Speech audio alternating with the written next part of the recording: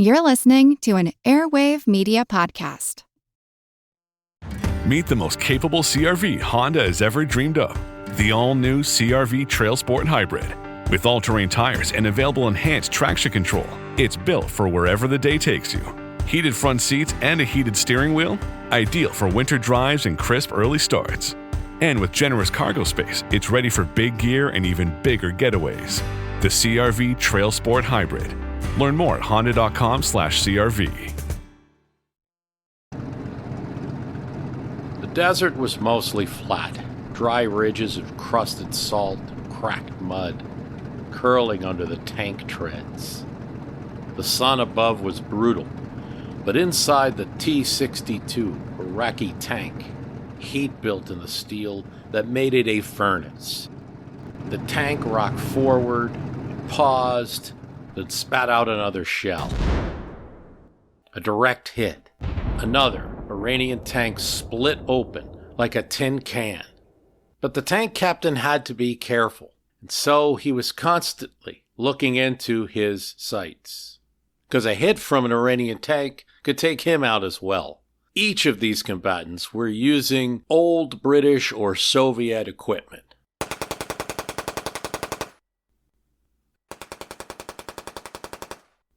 Then came the movement. At first, the tank captain thought it was smoke on the horizon, or maybe he had to be concerned the turret of a tank, just the beginning, but as he inspected the dunes, his gunner called it in. Men.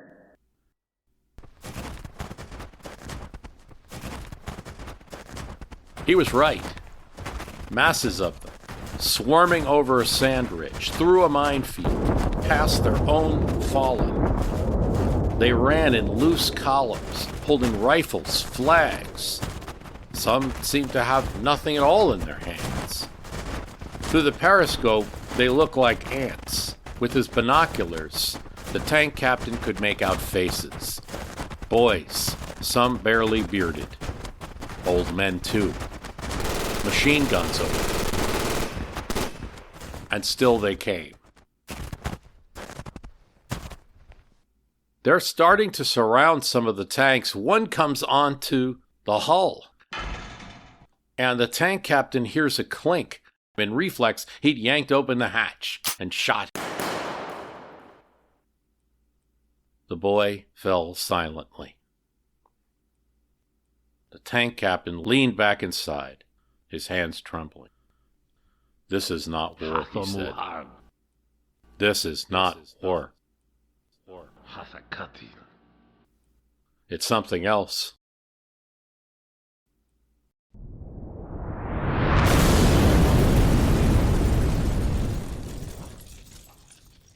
September 1980, the sky above Tehran had split at dawn. Iraqi jets streaked overhead, fast and low, striking Marabad Air Base and other targets across western Iran. The intention was clear: destroy the Iranian Air Force on the ground,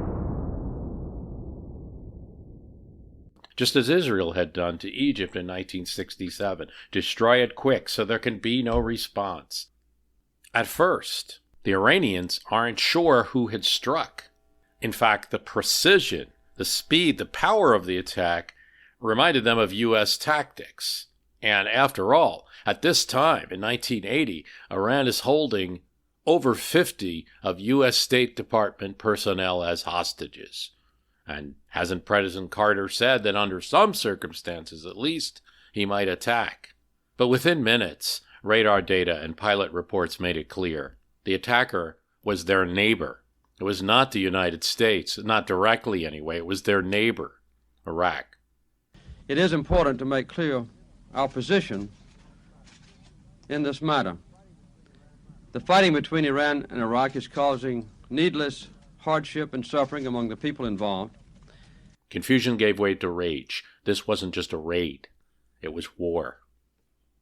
The reasons had been building for months. Saddam wanted to rewrite the 1975 Algiers Agreement, which had drawn the border down the Shatt al-Arab waterway in Iran's favor, he felt. With the Shah gone and Iran in revolutionary disarray, maybe he sensed weakness, a chance to settle scores.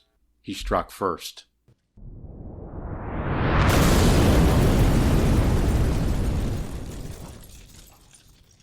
Inside a chandelier-lit war room in the Republican Palace in Baghdad, Saddam Hussein paced before the giant wall map of the Iran-Iraq border, and his generals sat stiff in their chairs, eyes following the small shining object in the hand of their leader. They better follow. One must keep their attention when the leader is speaking. He had a long, gold-tipped pointer that he now jabbed hard into the red circle around Khorramshahr, the port city where the Shatt al-Arab waterway, crucial to the oil business, met the Persian Gulf. This, he declared, will be the most masterful strike in the history of all Arab nations. In 48 hours, Khorramshahr will be ours. In 7 days, they will be begging to surrender in Tehran. And in 14, I'll have my soldiers praying in their holy shrine. Saddam wasn't offering a plan. He was offering a prophecy, and these generals would have to make it happen nonetheless, no matter how unrealistic it might have been. But it doesn't seem impossible at first, with waves of top-notch fighter bombers taking off from air bases near Basra, streaking into Iranian airspace, each loaded with Soviet-made bombs, targeting Iranian airfields at Mehrabad, Tabriz, Dezful, Bushehr. Explosions rock Iranian runways and hangars. Some fuel depots burst into flames visible for miles. Iran's revolutionary government, barely 18 months old, scrambles to respond. When Ayatollah Khomeini does appear in public that same day, his voice is cold and clear. Saddam Hussein is an agent of the West. He has launched a war, not on our land, but on Islam itself. And he could say that because Hussein, who had just recently taken over in a bloody coup, he forced the previous president to retire. Perhaps he arrested him. His government was not a religious-based one. In fact, he targeted some of those folks for imprisonment and execution.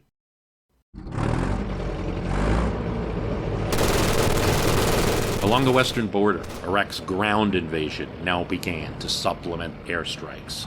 In 3 broad thrusts, mechanized divisions pushed towards Khuzestan, hoping to overrun the oil fields and ports within days. Tanks, hundreds of them, rumbled towards the city of Khorramshahr, a strategic gateway to Iran's shipping and oil infrastructure.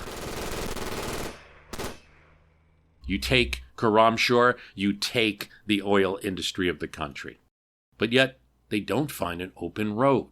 Iranian defenses, though hastily assembled, were tenacious. In Khorramshahr, a mix of regular soldiers, Marines from the elite Takavar battalion, and local volunteers, the Bazij youth, fought with whatever they had.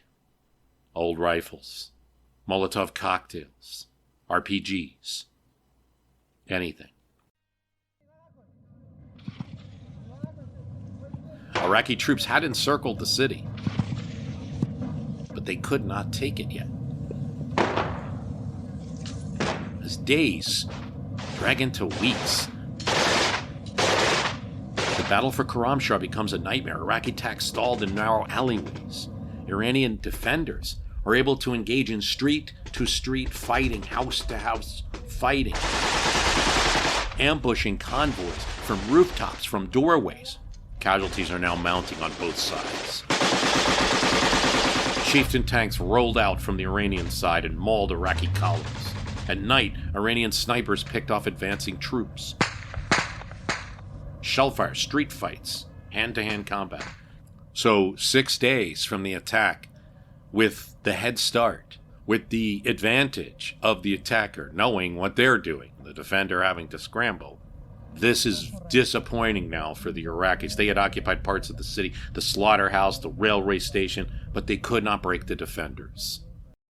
Iraq's air force had failed to cripple Iran's defenses. Many of their F-4 Phantoms and F-14 Tomcats, left behind by the Americans but still maintained by a skeleton crew of loyal technicians, were hidden in reinforced shelters. On the runways, though damaged, were quickly patched. What happened? Well, they had not been met by passive civilians, but by networks of snipers, home-built barricades, teenagers throwing Molotovs from balconies, Iranian women served as couriers, ducking through side streets, schoolboys carrying ammunition, besieged volunteers from nearby villages streaming into the city each night, even if they had no arms. Iraqi soldiers later told of houses rigged to explode, of tunnels dug beneath avenues, of small units who fought to the last grenade. The city didn't just resist, it bled. And then there was the wall.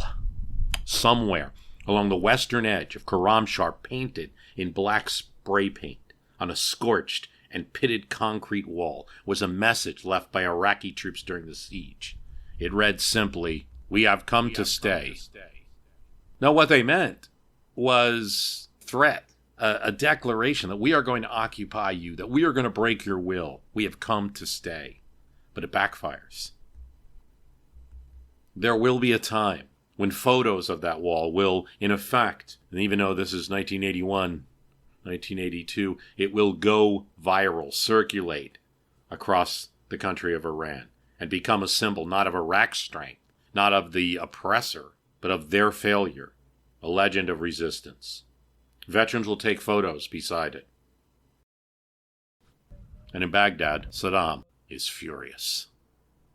He summons his generals again in private, with ashtrays full, with tempers short. "You told me," he growled, "this would be over in 3 days." He slapped a folder onto the table. Photos spilled out he had just seen of wrecked T-62 tanks, burning personnel carriers, bodies in the street. Forget that it was probably Saddam Hussein who had told them 3 days. The generals still had to explain. The resistance is fiercer than expected. They are peasants, and they are holding back the army of Iraq. Let them have their ruined little city for now, but we will starve them, burn them. By November, that was becoming true. The city of Khorramshahr was nearly destroyed. It finally falls, but what is it? It's a ghost city, and it never happened with the speed or ease that Saddam had promised. It had taken 34 days and thousands of Iraqi lives. It would become a rallying cry across Iran, the city of blood, the first stand. The war was no longer going to be quickly settled. 34 days of crucial time for a nation who had just 1 year before had a revolution and a new government, to now have a war. Defenders of Khorramshahr, especially the local guard units and the Marine units, become national heroes. Iraq expected a quick victory, but you can't totally blame it. Really, Iran was a mess, had purged a lot of its military. And by 1980, Saddam's military was the most heavily armed in the Arab world, even larger than Egypt's. It had more than 200,000 soldiers. It had thousands of tanks, armored vehicles, hundreds of aircraft. This is a time when the tank was king. You had tanks, you could roll in. Much of that firepower came from abroad, and Iraq's main arms supplier was France. Between 1975 and 1990, they sold Iraq more than $5 billion in military hardware. Iraq had the money to pay from its oil revenues, which were substantial. Iraq had Mirage F-1 fighters, guided missiles. They had radar systems built by French engineers and air defense installations. One of Iraq's top military advisors is a French general on loan. They also have the USSR, still exists at this time. The Soviets have provided Iraq's basic arsenal, the T-55 and T-72 tanks, the MiG fighters, artillery, and France modernizes it. Brazil supplies weapons. Yugoslavia helps to design personnel carriers for them. Egypt sells them Kalashnikovs and ammunition. The United States at this time, under President Jimmy Carter, is officially neutral, and they do turn a blind eye to this buildup. In fact, after the hostage crisis and Iran's slide into Islamic radicalism, Iraq is not a country that the U.S. is super friendly with, but doesn't look like as much of a threat as the other nation. And there are even covert U.S. intelligence sharing operations. By 1982, the U.S. would back-channel dual-use equipment to Baghdad under the guise of agricultural exports. Now, to be clear, the actual attack that occurs, we have from Jimmy Carter that it's absolutely bad timing for the United States under President Jimmy Carter. The Shah of Iran had died in July 27, 1980. Carter is continuing trade embargo pressure, not only from the U.S. but other nations. And Carter believes, per his diary, Keeping Faith, that it's having the desired effect. And an emissary from Germany wants to talk. They have a go-between. Until then, no Iranian officially sanctioned by Khomeini's government reached out to Carter at all. No one had been authorized to talk to any of our officials, he said. It's on September 10th when Ed Muskie calls. That's his Secretary of State at this time. We have a message through the Germans from Iran. Carter responds affirmatively, and they're supposed to meet a special envoy. Warren Christopher will go to Bonn, Germany, and secretly meet with this Iranian envoy. We continued to get favorable messages, Carter says, September 12th. I approached with some skepticism, but Chris would be meeting. As fate would have it, the Iraqis chose the day of Christopher's visit in Bonn to begin the attack. I preferred a ceasefire, Carter says. I was concerned with the hostages.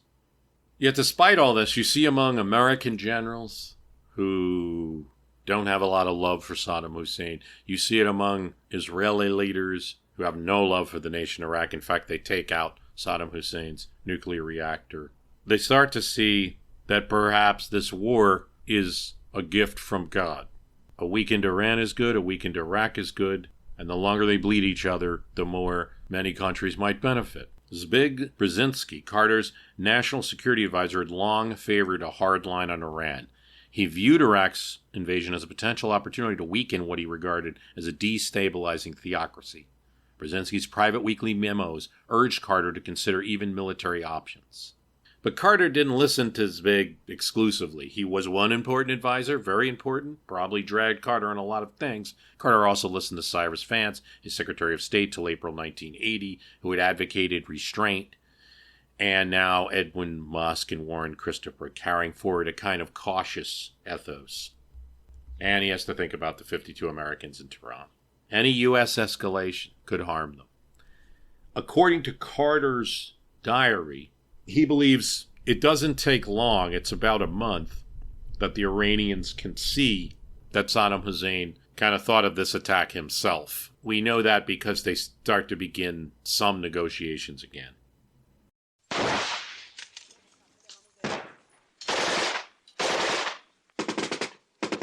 In the weeks after Khorramshahr fell, Iran seethed. The battle had become a rallying cry, but also a warning. Iraq had overrun a major city, and more were at risk. They have hundreds of tanks that Iran really doesn't have a direct answer for. The oil fields of Abbas, the refinery town of Abadan, now lay dangerously exposed. Soldiers were thin on the ground. There isn't much to this Iranian army.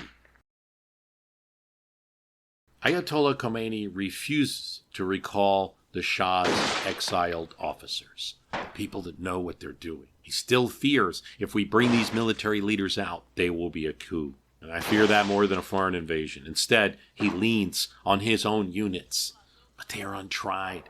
Of course, leading Iran, there's a theocracy, there's also a civil side, and there is President Abulhassan bin Assad.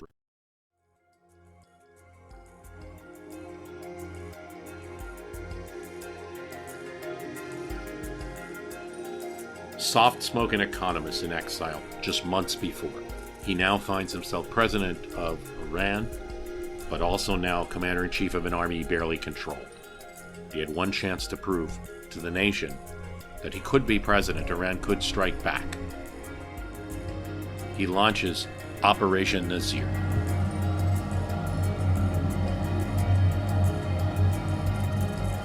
Victory. Just like Iraq had attacked us, we're going to attack back. There would be a multi-pronged counteroffensive in Khuzestan aimed at breaking the Iraqi siege there. In a small city near the vital oil roads, Iran would use what remained of its regular army backed by volunteers to surround and destroy the Iraqi 9th Armored Division. They've extended themselves too far. One thing Iran has, as this will become critical, a large group of potential volunteers. He has a plan on paper, but nonetheless, the leaders must be satisfied. The people must be satisfied too. November 1st, 1980, 2 months after the nation had been attacked, they go on the attack. Tanks moved at night. Soldiers were told to leave their radios off to avoid detection. Orders were scrawled by hand, passed from jeep to jeep. This is good, right? The enemy can't intercept your radio communications if you don't use the radio. But here's the other problem. If you don't use the radio, the message might not get out properly to everybody. And that's what happens. Some units didn't get the signal at all. Others charge into battle alone. The lead elements made contact with Iraqi forces. Iranian chieftain tanks blast into Iraqi lines. Several enemy tanks were destroyed. The besieged surged forward with their rifles in hand. Iraqi artillery opens up. From dug-in positions, they pound the open fields where Iran's armor had gathered. Helicopter gunships struck supply convoys. Columns get lost in the marsh fields, bogged down, separated. In fact, the Iraq 9th Armored Division doesn't just defend, they counterattack. Nearly 200 Iranian tanks are destroyed or abandoned. Hundreds of infantry are killed. The besieged, many still teenagers, were cut down in the fields. The Iraqi lines held, and the city of Susangard remained under siege. Iranian radio never mentions Operation Nasir by name. The people knew that it happened, though, because funeral processions stretched through towns. Families gathered photos of lost sons, some still in school uniforms, holding rusted rifles. Benisat, the president of Iran, hung his head in shame. You know, you gotta feel sorry for somebody whose boss is the Ayatollah Khomeini, but initially, Khomeini is helpful. He knows that this war is going to be tough, and he wants to fight it. That Saddam Hussein must be defeated, or there will be no Islamic revolution in Iran. And he needs Benisat as badly as, the president needs him. Young men sign up by the thousands to join the Basij. The Guard Corps grows in stature. In Tehran, the war was no longer framed in terms of battlefield wins or losses. It's a sacred struggle. It's a jihad. Martyrdom was exalted. While the world watched Khorramshahr fall and other towns shattering, another front was tightening like a noose. Just south of the battlefields, hugging the edge of the Shat al-Arab, sat the city of Abadan, home to the largest oil refineries in the world. Before the revolution, it had been a cosmopolitan company town filled with foreign engineers, workers from across Iran, glass-windowed offices built by the Anglo-Iranian Oil Company. But in 1980, it was a trap. Iraqi troops had tried to take the city in the first wave of their invasion, but fierce resistance had stopped them. At the bridge across the Amanshir River, instead of storming the city, they surrounded it, and it's under siege. Civilians are caught inside, tens of thousands of them, and most have nowhere to flee. The only way in or out is across narrow bridges that are constantly shelled. Iraqi artillery pounds the city day and night. The refineries burn. The power grid fails. Water comes from hand-pump wells, or is ferrying in water to this desert city under fire. Defenders are a few hundred soldiers, local oil workers, some untrained Basij. They call themselves the Resistance of Abadan. At night, they snuck across the river in boats, bringing in weapons, bringing in news. The Iranian government could not afford to lose this city, not just for oil, but for morale. If they lost Khorramshahr and then lost Abadan, that would be fatal. They held through November as Iraqi tanks sat just miles away from the city. They held through December as the siege tightens. And winter rains turned trenches to mud. They're eating boiled roots. They're eating stale bread or not eating at all. They held all the way through the spring of 1981. The Iraqis bombard the city. But they don't launch a full assault. Some say they believed it would fall on its own. Others believe they had seen what had happened. Karamshar, that bloody fighting, the huge amounts of Iraqi casualties. Not only did they not want it, but guess what? In Iran, with some exceptions, because there were interrogations and purges and problems with them, but with some exceptions, this became, with the blessing of the Ayatollah, a heroic struggle, a sacred war, and fighters were heroicized. On the Iraqi side, it could be a 50-50 for generals. You attack and lose, you could be hauled into interrogation. So whatever reason, the Iraqis hesitate. In September 1981, nearly a year that the siege is going on, Iran is able to launch a counterattack. Small, carefully planned, they break through the encirclement from the north. A few days later, the siege is lifted. Abadan had survived, but barely. The city's in ruins. Most of the refinery was a twisted husk. Its survival was symbolic, though, and it had... Now, the entire religious establishment, the clerics of Iran, is behind the war, and the guards units, the IRGC, are seen as the holy warriors. Martyrdom is not just a personal sacrifice. It's the whole way the army's organized. I want to make this clear to you, because I don't think for Western minds that concept really... Everyone goes into war knowing they might die. Yes, that's true of anyone who enters combat, right? They know the risks. This is where martyrdom is kind of a strategy. But in order to get this done, Tehran would have to turn inward, to purge the people who wouldn't have this level of belief, to silence dissent, to reshape the soul of the revolution, of the Islamic Republic. The front had held. The knives were now coming out behind the lines. On WhatsApp, no one can see or hear your personal messages. Whether it's a voice call, message, or sending a password. To WhatsApp, it's all just this. So whether you're sharing the streaming password in the family chat or trading those late-night voice messages that could basically become a podcast, your personal messages stay between you, your friends, and your family. No one else. Not even us. WhatsApp. Message privately with everyone. Hit pause on whatever you're listening to and hit play on your next adventure. Stay 2 nights and get a $50 Best Western gift card. Life's a trip. Make the most of it at Best Western. Visit bestwestern.com for complete terms and conditions. Abul Hassan Banu Sadra took office in February 1980 after winning an election the previous month. Iran's first president had won over 75% of the popular vote in 1980. He's French-educated intellectual. He believes in Islamic democracy, but not in clerical rule. Within months of being elected, Banu Sadra was locked in a power struggle with radical clerical factions.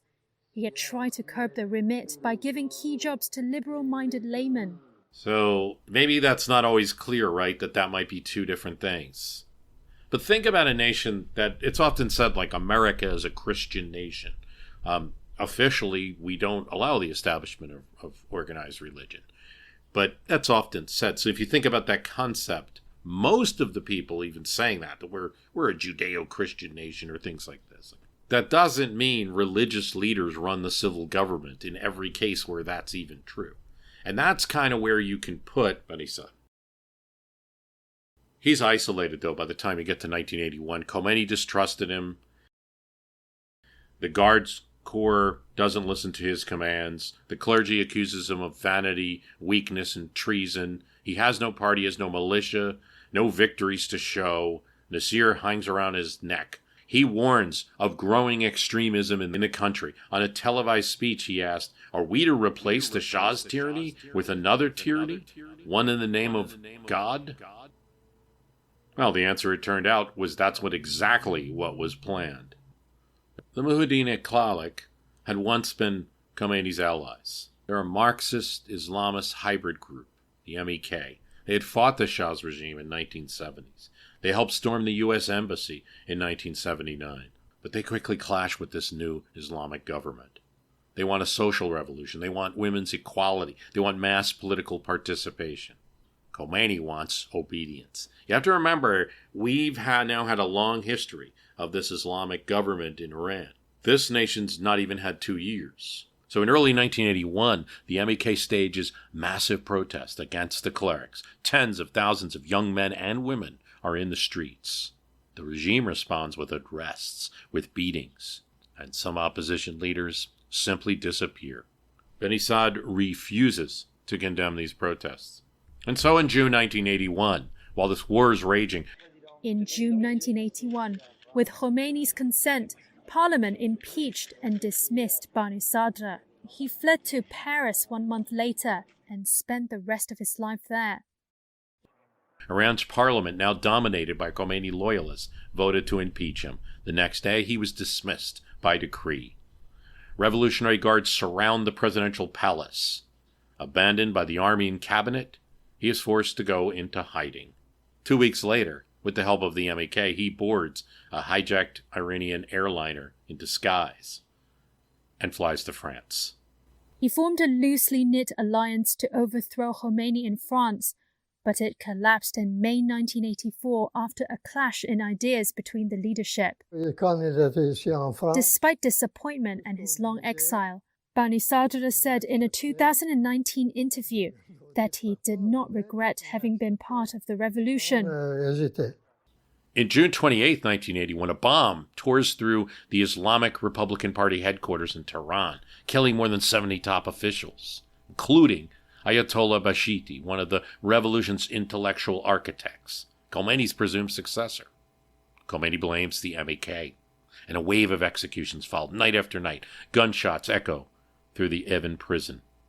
Revolutionary courts sentenced detainees in batches of 50, 100, 300 at a time. Trials last minutes. Confessions extracted by torture, followed by executions. The MEK responds with their own bombings and assassinations. They kill judges, clerics, guard commanders. Thousands are dead on either side of this. Khomeini tightens control. The guards grow rapidly. The Basij was given expanded authority. Friday sermons warned of the hypocrites within the country.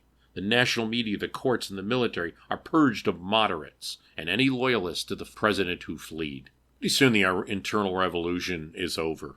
And something shifts by the end of 1981. And so the war is going to be influenced by this internal civil war. So I think to a greater extent than people might realize, the Iran-Iraq war is what hastens the change and consolidates the power of the theocracy. The value of a soldier isn't just his training, it's his willingness to die now. And at a city, dusty outpost called Boston, it'll get tested. There's a new operation now, and it's not going to be realistic. In fact, it's called the Road to Jerusalem, essentially. The name was no accident. Khomeini's regime had begun speaking of Iraq not just as an invader, but just the first step in a global Islamic struggle. They'll go through Iraq and get to Jerusalem now, liberating Quds. It's not just a metaphor. They actually plan to do it. Iran launched its first major coordinated offensive since the early defeats. The target is positions held by Saddam's 9th Armored Division. It's a risky plan. Iranian commanders had little air support, no functioning radar. They lacked armored superiority, but they had the new weapon. Massive numbers of people, tens of thousands of besieged foot soldiers, many under 18, gather near the front. Some had weapons, some do not. They're being sent up against tanks. They would charge first, running across open fields, through minefields, into machine gun fire, yes. Now behind them is the IRGC and the regular army, using the chaos created by these Basij to flank Iraqi lines. Yes, we are sending unarmed kids, a human wave. I mean, it's a terrible thing. It's more successful than what you might think. Dilip Hero, in The Longest War, the Iran-Iraq military conflict, writes that Iran used human waves of young volunteers who cleared minefields with their bodies and overwhelmed fixed positions through sheer numbers. Iraqi General al-Hamdani later recalled in interviews that his armored brigades near the Majnun Islands were shocked when waves of unarmed men advanced across the minefield shouting, "Allahu Akbar." He said we could shoot them in rows, but they just kept coming. Journalist Robert Fisk, reporting from the front in the early 1980s, wrote that boys with plastic keys to paradise hanging around their necks charged Iraqi lines with little more than faith, and that Iraqi soldiers often abandoned their post, just terrified by their suicidal resolve. Maybe it's just easier if we retreat. This is not, CIA reports from the mid-1980s showed that Iran tactics caused psychological dislocation among Iraqi troops and forced them to abandon forward positions prematurely because they feared encirclement. It really confuses the Iraqi army. Now, it's kind of hard to explain, but one thing to understand is that a lot of the Iraqi forces were armored units sitting in tanks, thinking that unless it's a tank attacking them or large numbers of infantry, which they can deal with, they're not really going to see a lot of targets. And here come tens of thousands of people coming up in the desert. And sure, you're firing your machine guns, you're killing. The one Iraqi general says they keep firing the machine guns. And the people, the boys, keep coming. And they're not without their threat. I mean, if they're able to get near a tank, they often have grenades or other types of explosives, or can try to jam up tracks or things like that. Saddam Hussein's not impressed. Office in the Republican palace, he's hearing the reports, a battalion destroyed, a division's retreating. How is it that our tanks are retreating? What, from children? He regularly fires, humiliates, or imprisons generals. Some simply disappear. They learn to speak only when spoken to, and not to deliver bad news. How do you not deliver bad news? You become cautious. And this is going to help expand the length of the Iran-Iraq war. It's worthy to consider who you would rather work for as a general. In Iraq, you had superior equipment and better logistics, and a working air force to support, so crucial in 1980s warfare under normal conditions to have that air support. But you also had a dictator that might kill you with a single setback. In Iran, were still purges, but a general had inferior tools, greater chance of a loss, no reliable communications. There was popular support for what they were doing. If an Iranian commander had a battle in this war, they're hailed as a hero. Iraqi commanders who lost them were jailed or shot. Now, let's go back to the human wave attacks. And on paper, they don't make any sense. Poorly armed volunteers charging tanks. But in practice, at least in those conditions, you got to remember, this is Iran in the early 1980s. They could overwhelm more advanced forces. Floods of human force could overrun entrenched positions. If you have an entrenched position, you're relying on that no one's going to get to you because you can deal with them before they get to the trench. But if they're so much outnumbering you, even with a machine gun, even with automatic rifles, you may not be able to deal with them. And once they're in your trench, once they've infiltrated, they might be able to flank you. Now, all your position does you no good. Tank crew has a limited field of fire. Visibility's poor, especially at night or in fog, which is common in the marshlands or river plains. This helps the Iranian army. It's completely against military strategy, don't get us wrong. I mean, they literally are bodies soaking up artillery and machine gun fire. But in this weird one moment where there was a religious fanaticism, it could disrupt lines. And don't forget, behind them are better trained IRGC and Army units who could break through. And now if they're through and the units are busy fighting the Bajis, they might be able to get there with some slightly advanced weaponry. It's also useful to clarify that despite the image of all the unarmed kids attacking, they didn't ever, intentionally at least, only send unarmed people. That's the wave one. Your That wave 1 is directing enemy fire. It's marking where the mines are. Slightly better armed irregulars now engage, distract, flank. They're shooting. And then the Guard or regular army units come in with mortars, RPGs, support weapons. They're able to get closer because of what Wave 1 and 2 has done. Iran even used bulldozers or bus convoys sometimes to shield or transport early waves across open terrain. Remember, they're going to Al-Quds. They're going to Jerusalem. This is a religious ritual and a sacrifice. And it sometimes worked, not always. In May of 1982, Iran wants Khorramshahr back. And it seemed like the right time because now Iran, with all of these tactics, had begun to push Iraq back on multiple fronts. The Tariq al-Quds operation in late 1981 had shown that you could break Iraqi lines. They're not invincible despite the advanced tanks and weaponry. So Iran sends 70,000 troops. Again, the Basij volunteers across minefields, across the open deserts, bulldozers retrofitted with armor clear Iraqi obstacles, rafts and ferries cross the Karun River.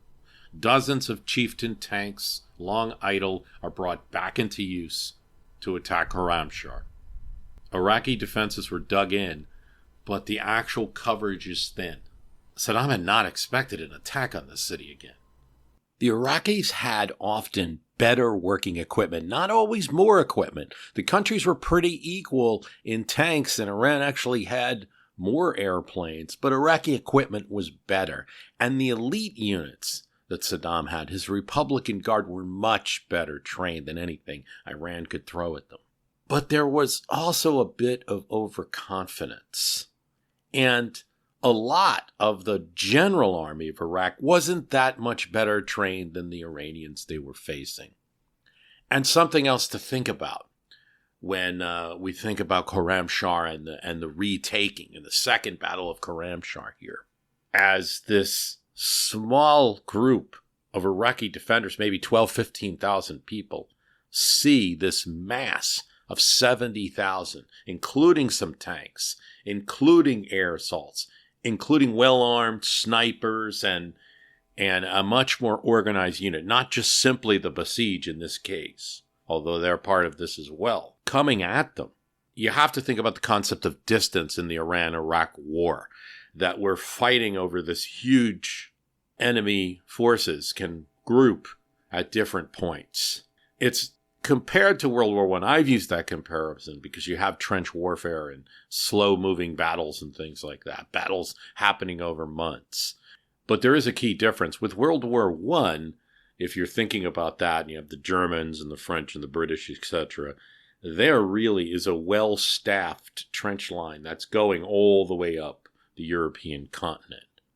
There aren't enough troops on either side, Iran or Iraq, to do this in their country. So what you're really seeing is a war where the distances are great. And in this case, Iran simply massed too many people at this one spot for Iraq to respond in any meaningful way. And so the defenders of Khorramshahr radioed to their generals. The generals asked Saddam Hussein for permission to withdraw. Strategic withdrawal, fight another day. He refuses. He will not give up this city that was gained in the first months of the war. And so he says that they must fight and defend at any cost. But there simply is no coordinated defense, and it's just impossible for these troops spread out over this huge area to defend this entire city. 12,000 Iraqi soldiers are taken prisoner. You can remember that the Iraqis had painted a slogan on the wall in 1980 that said, "We have come to stay." Now the wall was cracked with bullet holes into some of these letters. But Iran had come to take the city back. It had been occupied for 578 days, and now it was to be liberated. And this wall will become famous. Soldiers, average people are going to come and want to take their picture next to this piece of graffiti that some Iraqi soldiers did. We have come to stay. Now Saddam Hussein, who started the war, starts to consider perhaps we could look at a ceasefire. It isn't going to be the quick knockout punch that I thought. We could look at a ceasefire. Khomeini refuses. Iran, he thinks, now has the upper hand. And in our next episode, that will be tested.